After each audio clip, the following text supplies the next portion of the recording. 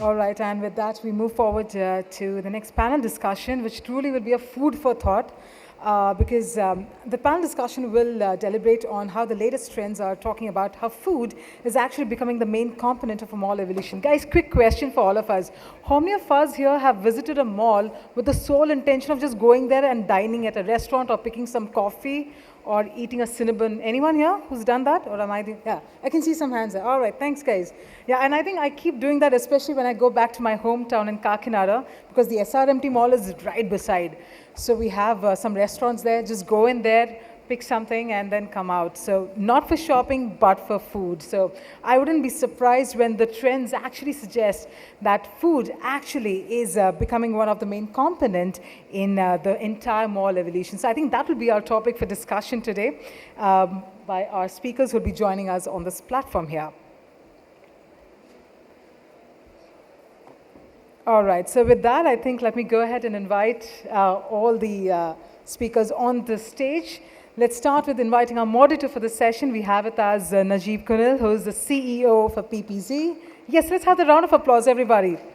We also have Ms. Khairul Nisa Sheikh, who's a Joint President, CED WTC Noida Development Company Private Limited, joining us.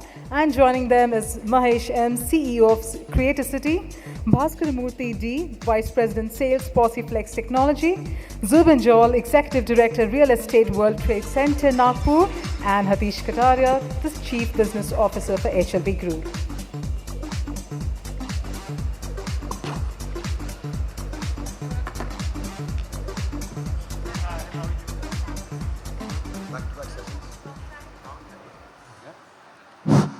Hi, good afternoon, everybody, and thanks for this opportunity with a great panel over here. Interestingly, the two topics that were there before this, which was the neighborhood malls and what Sushil also introduced us to the Text Valley, everybody speaks about a very growing segment, which is F&B and grocery, becoming more complementary, becoming more important in the entire scheme of retailing and the mall space that we are, or the asset-based space that we are building. I have a very interesting panel board over here, which is very diverse in different spaces, from offices to retail to technology, and I'm going to take this opportunity to try and make this session as interesting as possible. As the presenters introduced all of you all, I'm going to jump to the questions itself. And Ms. Khair, I'm going to start with you, since you are giving us a much larger global perspective of what you're doing. Because you are part of this global exposure of the WTC fraternity and you represent WTC in India, I think we have seen more categories of F&B and other complementary retail growing in the office space. Could you please give us some insights on how important that has become more than what it was pre-COVID or earlier itself?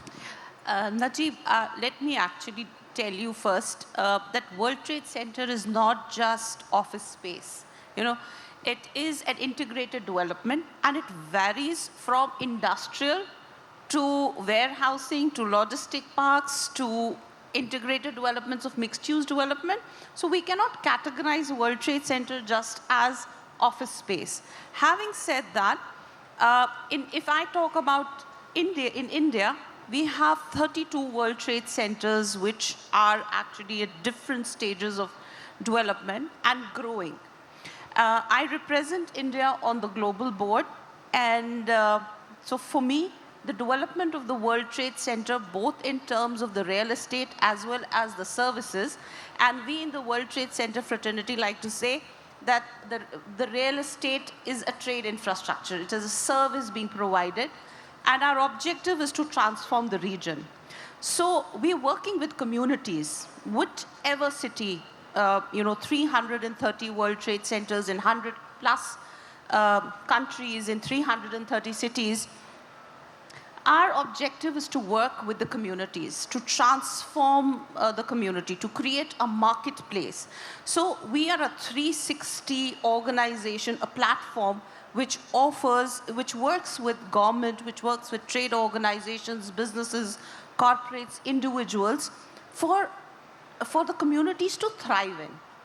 And when we are talking, so we are talking about humans, whether they are in America, whether they are in Europe, whether they are in India, there are some common threads that we humans actually have, across borders. We are social. And as social, and we like to do our business over, or our meetings across various cultures when we are either having, lunch, whether we're meeting over dinner. So F&B becomes very, very important element for any business to happen. I mean, that's how I see. No, you've touched a very important point on social community, and I think post-COVID we are seeing more and more of that being a need of a lifestyle, either it's workplace or it's a shopping destination that we are creating. And I think the point that you have put across, how much of this mandated is to your partners or the licensees that take over, and how much of that is being supported by your support system that is there, because you have a larger viewpoint coming from different view. See, Najib, each and every World Trade Center is different. Like World Trade Center Nagpur is an integrated development of workspace and retail. World Trade Center Noida is an industrial park. World Trade Center Gift City is like a township, focused on finance. World Trade Center Faridabad is a mega city being developed. So very, very varied formats in India, internationally also. If I take one of the primest examples, which is World Trade Center New York. In World Trade Center New York, the entire New York's transportation hub is underground the World Trade Center New York. So for us, the retail, the Oculus, which we call in the World Trade Center for the retail, is very diverse. We've got more than 100 stores there. F&B is a very, very large component, but more than F&B, it is also the recreational aspect which is important. So in there, we have more than 50% which is catering to recreation and F&B. In contrast to that, if I talk about World Trade Center Seoul, which is actually the capital of the South Korean fashion, I've got 350 retail stores. I have 10% which is allocated for F&B. If I talk about World Trade Center Noida, which is the largest World Trade Center in the world, with 5 million plus 5,000 acres more committed to it, I have, because of the norms, I have very limited retail. I don't have million or something, but there's a lot of variation. But with that size, I don't think you can put a percentage to it because it'll be a very large shopping center by itself. But yes, F&B is very important because we do business. We are a business community. We deal with business communities. We create that marketplace for business. For the F&B for us is curated accordingly. Like in New York, I have curated F&B. I have, bear cafes there. I have flea markets there. I have everything which caters to a business community there, as well as the neighborhood. Super interesting, and I think very much in line with your thought, because that's the way we are looking at every mixed-use development in India or around the world going as well. And since we are the WTC, Zubin, I'm going to reach out to you to see, being on the licensee side, and effectively the question I asked, how much of that is being implemented or mandated, or how you looking at it, considering you're based out of Nagpur, cater to that particular segment that is there. How are you translating some of these things as a practice that WTC is putting down into your assets? Sure. Many thanks, Najib, for that question. And good afternoon to all of the ladies and gentlemen out here. World Trade Center Nagpur as a development is a 1.5 million square foot development, of which 1 million square feet is dedicated towards retail and 500,000 towards grade A commercial office spaces, which is the World Trade Center offices. Now, when we talk about F&B in the context of World Trade Center Nagpur, it's a very interesting concept. A, because Nagpur is in the 0 mile of India. Our project is located at 0 mile. Our project is connected to the metro interchange, not just a station, but an interchange, which over a period of time is graduating to become a broad gauge metro interchange, which means it just does not connect Nagpur city alone, but it also connects the tier 3 towns surrounding Nagpur city. Now, when you have a development which is, literally connected to a metro interchange, and typically our entire development is connected to the interchange on 3 levels, which means 3 levels of the retail mall are directly connected into the Nagpur metro interchange. Now, when you have a development like that, which is extremely tight and in the CBD of a city, you've got to have F&B because you're serving to a clientele who are coming in from diverse parts of the city as well as from the tier 3 towns and surrounding tier 2 towns. So F&B for us is absolutely crucial, absolutely critical to have. And when we look at our tenant mix, we look at bringing in the best of F&B from every part of India. So we've called our food court the 0 mile food court, which means that we've got to attract, F&B concepts from north, south, east, west, and central. And F&B is also very localized offering. You've got to appeal to the tastes and preferences of the citizens and the people who are living there. So you've got to bring in a lot of local flavor. You've got to get in domestic F&B players as well. And of course, the international guys should also be there because you're part of the World Trade Center.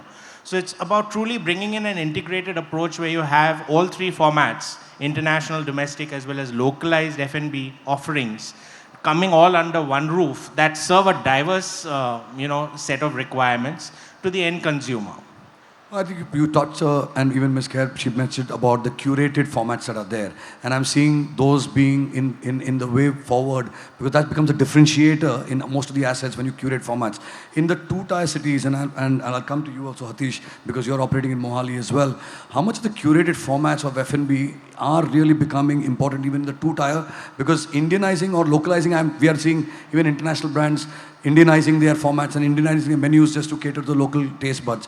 But are the demands in lower or smaller cities more for international formats or preferred curated formats in the F&B space? Good afternoon. We are operating from Mohali where we have 2 formats which were coming up, decent sized malls of around 1 million square feet each. There, we are seeing a lot of uptake in terms of F&B interest. Normally, earlier the F&B was around 13% of the total, 13 to 15% of the area of a mall. It has now jumped to 30%, and it has come from the 3rd floor, which was normally the 3rd or 4th floor, the entertainment area where you used to have the F&B. Now it has come to the ground floor. Al fresco dining is coming there, so most of the people are now looking at experience, not just the palate. Punjab being, Punjabis are very, very, palate is very strong. They love to have their food spicy and all. But now various formats, as you have said, the curated are coming up, like Thai and other dishes and forms are coming into play. Now, the other thing which we have seen is now international brands, as you rightly said, are Indianizing their food. But some specialized restaurants are coming where cuisines of various other cultures are being, displayed, and now people are very, very interested in trying out that part. In tier 2 city, tier 3 city, as work from home has come up, so a lot of people have gone, reverse migration has happened. So they have a good exposure. Even international airport in Mohali is operational. So a lot of things are happening there and people are showing a lot of interest. In pandemic, another thing which has come up is the digital exposure has increased a lot. If you see earlier, people used to just go to the nearest place now. Now they search the cuisine, they do it, and they want to try out new things.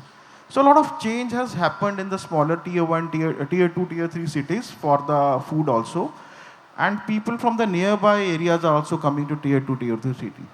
So it's not just the international or the branded names that are attracting people, but good experiences, good curated formats are the ones that are also pulling people from different parts of the city. Definitely. Some local brands have come up very well. They have started their chains and they're doing fabulous business. They're giving competition to the international brands. So experimenting in the food has become now the norm, not the exception it used to be earlier. Now, I think, we touched upon your retail spaces and the office spaces. And Mahesh, you're doing a very interesting format in Pune. It's been around for some time and you'll have rebranded it from Ishania Mall to create a city that you have developed. But it was all focused around a specialized category of furniture. But I've learned that you have built a very good F&B space around to just create better experiences. Can you please take us through that as well? Thanks. Good afternoon to all. So as Najib just now said, we were Ishania and then arguably the first mall in Pune, 15 years and counting. So we rebranded ourselves to Creativity a few years back. So furniture as a category is what we largely deal in, and that's our core. So we had two strategic challenges. One is furniture as a category lends itself to lower traffic. And the second thing is furniture as a category or home as a category in that sense. I'm talking of 15 years back to even 10 years back. Even today, there's not as many players as what one would see in apparel or, organized retail of other categories. So we had the challenges on one side of consumer traffic. On the other side, we had also of getting the brands to fill up space. So, also you had a large 10-acre kind of campus in the heart of the city. And so we had to make the real estate asset sweat.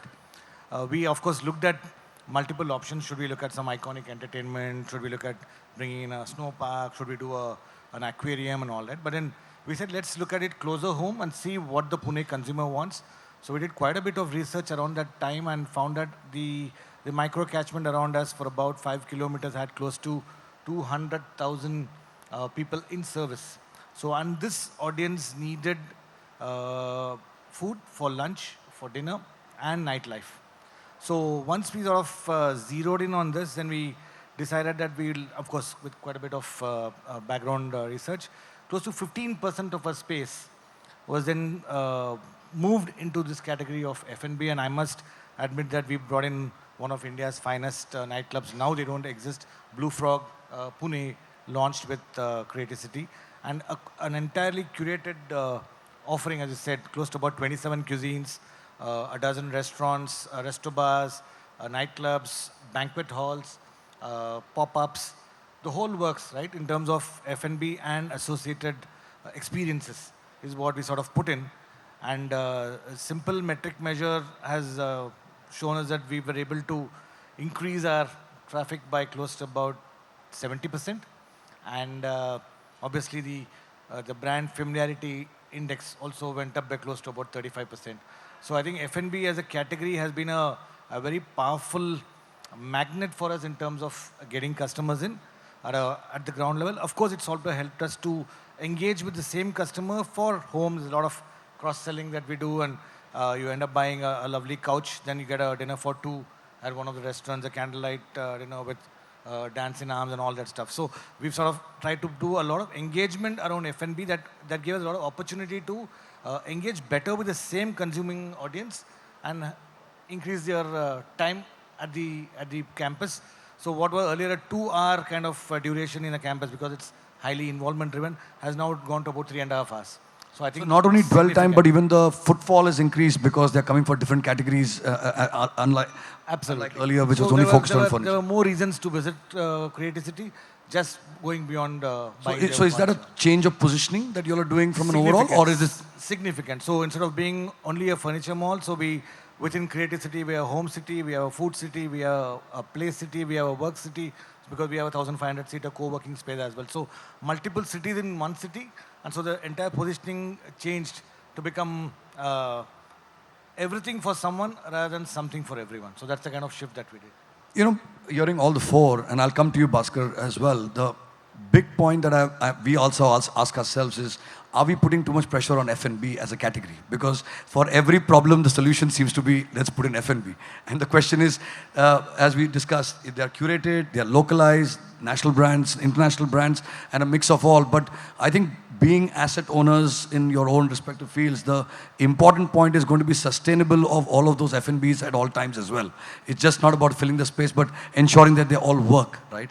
And I think my next question comes to Bhaskar or to you, because data starts playing a very, very important role here. Because to analyze why it was working, why it is not, what is working, as you said, curated formats, whether the taste beds are there, and so on and so forth. Bhaskar, can you give us an insight, being the person on the panel with technology experience, how is technology working more and more to try and enhance or help retailers from the grocery and the F&B space to increase that sustainability or increase that top line that they're all, them as the asset owners are looking for? Yeah, good afternoon all. Najiba, that is the great questions that all of us are asking time and again. So because one thing we are having all these forums, all of us come together, real estate owners. Sorry to interrupt, because the retailers don't give us the data, that's why. Yeah, I come there. So we have 2 points over there. So the real estate developers, the mall owners, or the retailers are the tech piece. Okay. When we go to the mall, whether it is a standalone mall or a mall like what Subin said, it is a commercial and shoppertainment, where you have an office space, where you have a real estate, where the shopping is addressed. The critical point is fashion, F&B, and grocery retailing. It's all integral mix of it. So when you all strive to get the consumer into this mall, it is first challenge. How do I get consumer into the mall is bigger challenge. Like in the previous presentation we have seen, Sushil is showing that in the Tex Valley, there's a potential of wealthy people around it. Make them come over there. So the next bigger challenge, you and me as a consumer, if I go to the mall, after I do the shopping, I need to wait for the billing. If I go to the F&B area, I need to wait for my counter to get my food service. After I finish all these things, when I want to get out of the mall, then I need to stand in the next queue to check out my car out. Okay, so this all becomes another bottleneck, that how I keep continuing going back to that, and that becomes a bigger challenge of the technology, addressing all these pieces. If it is working on a silos, we still continue to have a challenges. So that is where the data amortization, whether I am a consumer, whether to the mall or to the individual retailers. If I'm to the mall, then it makes more sense. Then I have a completely integrated package that Bhaskar comes into this mall, then he goes to this shopping area, whether it's a fashion, grocery, or to an F&B, then he checks it out. That could be a separate parking company which works onto it. So Bhaskar has been identified. Bhaskar has been serviced across all these segments seamlessly. Then that makes more sense. So today, we being a pioneer in this technology, we are 25 years in India. Globally, we are 38 years, addressing a lot of retailers' front-end need of billing solution. So what we today realized is, just addressing my customer is not my customer. Customer is more relevant for me. So who are the customers? We are. So how do I address it? Today, as Mahesh has said, we are also experimenting, because this needs an experimentation. It cannot go without experimentation, because today I need to take multiple stakeholders on the same platform. If I go to a food and grocery retailer, then I work only with that particular guy and comes out. And my technology works with him. And it's got no relevance what is the fashion, what is F&B guys do on the top. Even within the F&B, if you look at it, there will be 30, 40 counters. And again, each works silos. And you don't know how, then as a family, if I go, I need to service by 3, 4 counters. Then it is our silo, then I have to go one by one. That could be another reason that if we have a comprehensive one, I don't need to worry about which is that counter, who operates it, but I can able to buy anything that I want. After you finish it off, then you also need to top up. Then if I see the queue, then you won't go there.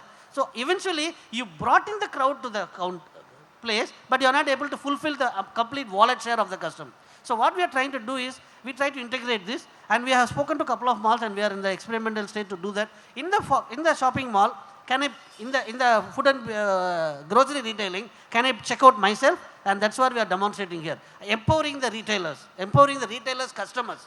Okay, I don't need to wait in the queue. I know the way how it functions. That's why Subin said, it is socially connected. So a retailer connects to the consumer socially. It doesn't matter how it is. So I know when I go to this mall, I can be serviced all, and it takes care of me well. Okay, so empowering the consumers is important. And when we go to the food court, I can order from the mall wherever I am. I know I will take 5 minutes, 10 minutes, 15 minutes to go there. The moment I go there, my food is ready. So we have a lot of self-ordering kiosks, frictionless retailing which is working around. And in the mall, once I finished at the food court, then I need to check out of the mall. So I can pay my parking bill over there. Then I have the QR code barcode ready in my mobile phone. When I come, I just scan and keep going. At the time of checking out, if I taking the wallet, then changing, that's the biggest challenge that you have. So if you integrate me, the moment I come in, the moment I go out, seamlessly, then the sharing of data is just a point beyond that. So that's what our I think 3 very important points that you just touched upon. Importantly, the silo that the retailer works in, because that's their agenda and that's what they're driving. The integration of the asset coming in place is extremely important to get out of that silo, because eventually everybody's working for that end customer. The end customer, which is common to both the retailer as well as the asset owner. Absolutely. And I think technology is the only way that can actually merge that. Is there a tool that you're working on? Because believe me, you'll be the most wanted person in this conference if you're able to bridge that gap between the retailer and the developer to get the common data of the customer who walks into that asset. Yeah, we do that. So what we as an organization decided and doing now is, we will set up the POC for you. Because many of this problem is, when do you start the POC? POC, moment you say a cost, there is an investment, most of the things goes away. So we said we will participate and demonstrate and we work along with you. So there are few places we already started doing that. We put up our own technology piece and work along with the retailers, see that this works, and from there you take it up. In the food court, we put a lot of self-ordering kiosks associated to the parking lot club, and so that I will able to give the visibility of a retailer across all places. And today, believe me, you and me are nagged in front of digital place because our numbers, the digital area knows who we are much better than what we are. So today, there is no point in holding data within me. It is better to leverage and use across, at least on a mall level. A very big shout out to the retailers from what Bhaskar has shared. Sharing data is only good, and we'll collectively do much better if the retailers did that sharing as well. But Khair, coming to you and using what Bhaskar has said, I'm sure from a global viewpoint, WTC may be working on a lot of technology-based initiatives to ensure that that cohesiveness, that community which is being built common is on a platform. Is there something that you shared with your licensees as well? Yes, there's a lot of profiling which is being done. You know, whenever the license for any city is done, it is done with a lot of profiling, and we do advise what kind of development should come in, because one size does not fit all for a World Trade Big researching Center. exercise in the prior. There is, and in fact, this is done by the license holder himself, because he has to drive value. The license of the World Trade Center is not cheap by any cost. So it makes sense to work in partnership. Before the license is given, the city is profiled. The particular catchment, the primary and the secondary catchment is profiled. So what Bhaskar just now said, you know, a lot of data point comes in place once the brand is operational, or the F&B is operational, the mall is operational. But we do a lot of profiling prior to that. I'll give you one example. Like World Trade Center, Chandigarh, the location is, it's a 1.5 million square feet of development. The location is very, very, I think in Chandigarh or Mohali, it is one of the best locations one could ask for. Right out 1 kilometer from the airport. It is on the conjunction which actually takes you to the Tri-City. It is in the conjunction where it touches with the CBD. But at the same time, there are almost 7 retail malls which are coming, offering the same kind of, because the policies and the regulations of the mixed-use development, as per that, they are almost similar. As a World Trade Center, we cannot change that. We have to work within those boundaries or those constraints. So what we have done is, because the primary catchment for all these 7 developments is same, so we have actually repositioned ourselves. We know that we drive in the community. We already have a calendar of 48 to begin with the aim in 3 years' time to have 365 events and forums to be created in the World Trade Center. And I'm not talking about just retail activities, but membership, World Trade Center membership activities which drive in. And we already have collaborations in place with various organizations for these seminars and these activities to happen within the World Trade Center. The first World Trade Center Business Club of India is going to be launched in Chandigarh. But what we have done is we profiled the city. We are not going for hypermarket. We're converting our 50,000 square feet of an anchor area into a food hub. Because one, Punjab, we realized the reason why they actually go out and move out is with family. So going out is a social event for them. And it is with families that they go. So we need to cater to them. We are very close to the airport. So there is a lot of, and it's an international airport. So there's a lot of transit footfall which we want to cater to. We need to have curated, because we need to have an edge. So there's a lot of curated F&B which we are planning there. In addition, there are 3 universities there, and plus IT, a lot of IT city there. So the millennials. The younger generation depends a lot on external. So we need to be catering to drive in the footfall. So we're factoring all of that. So our profiling is just not limited to what the city has to offer, but at present, what is it that it is offering. Plus, in addition, I have a food court, and it's a 20,000 square feet of food court. So I'm actually talking about 70,000 of F&B in Chandigarh. I mean, that's exactly what I said, that the pressures that F&B as a category is getting because of the need of the hour. And I think because she spoke about Chandigarh, I think you echo with the same aspect. I agree with her. There are other things which need to be taken care of. Like in the social aspect, if we see, there the malls are more of the FECs, where the family comes in, they plan whole day, and most of them come from the nearby smaller towns. They plan whole day where they will go for a movie, they will have a food, they will shop. So this is how the markets are moved there in the mall spaces there. Even in Elante, the mall which is there, which is the biggest one, it is there. You go, you will find families. You won't find two people coming. So I absolutely But agree. that's the nature of our Indian middle class population of India, because they don't have country clubs to go to, or No, and malls and entertainment spaces become their engagement space. Right? Tier 2, Tier 3 is specifically focused on this. And Mahesh, and actually more to the larger panel itself, because we spoke about F&B, we spoke about the need of trying to create the differentiators with curated formats and so on. And as I said, the pressure being on that category to do well. How much of engagement on a community development or engagement in an asset is now become as important to ensure that those F&Bs are working and sustaining at an ongoing basis, especially because they are very localized, they're very mom and pop, they are not necessarily national brands who may have large marketing budgets and so on. How important has assets to create engagement calendars, as Khair said, to ensure sustainability and the recall of footfall coming again and again? The answer is a big, very high engagement. And that needs to be done through a lot of personalized touch with the local communities, and a lot of partnering that we need to do with the F&B operators themselves. Because as you rightly said, these are all, for example, we don't work with any of the large national chains or the QSRs. Ours is largely fine dine and casual dine, and quite experiential in that sense. So you come in and you end up spending a couple of hours in that restaurant. So there's a lot of, you end up probably making your own salad, making your own chutneys. There's somebody who comes and tells you how to make a certain chutney and so on.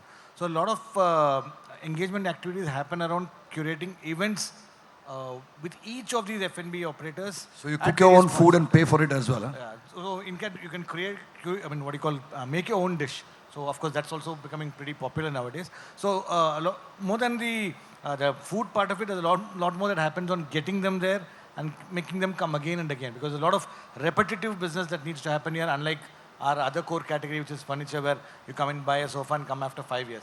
So yes, answering you, a very high engagement through a lot of personalized sessions, walk-ins, events. A lot of that needs to happen. There's a 365-day calendar, 52 weekends, festivals, the works. Zubin, your view on the same? And we are short of time, so I'll wrap it up right after this. So Zubin, your views on this as well, please. Well, to me, I think F&B clearly is taking over as an anchor in most malls. And you just can't avoid F&B as an option in any community building activity.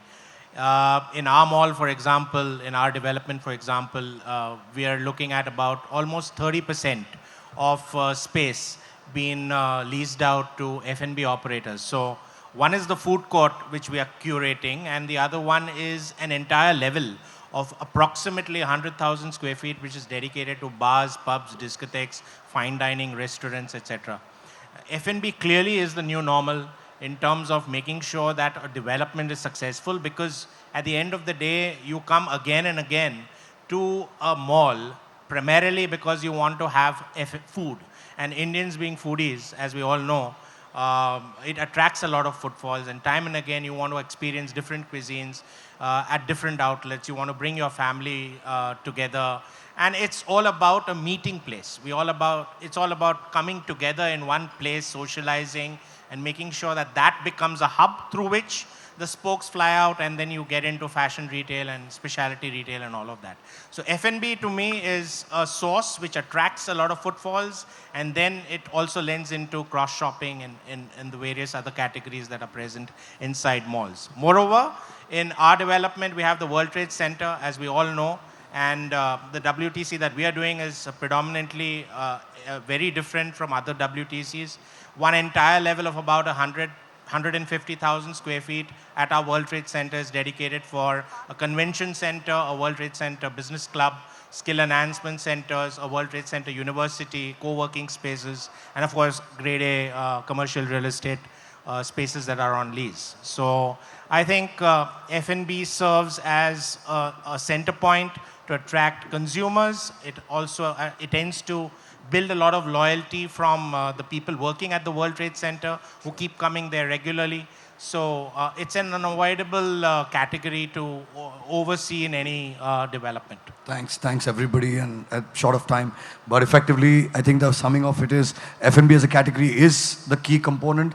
Engagement has become even important for the sustainability of it, whether any asset class, as you can see over here.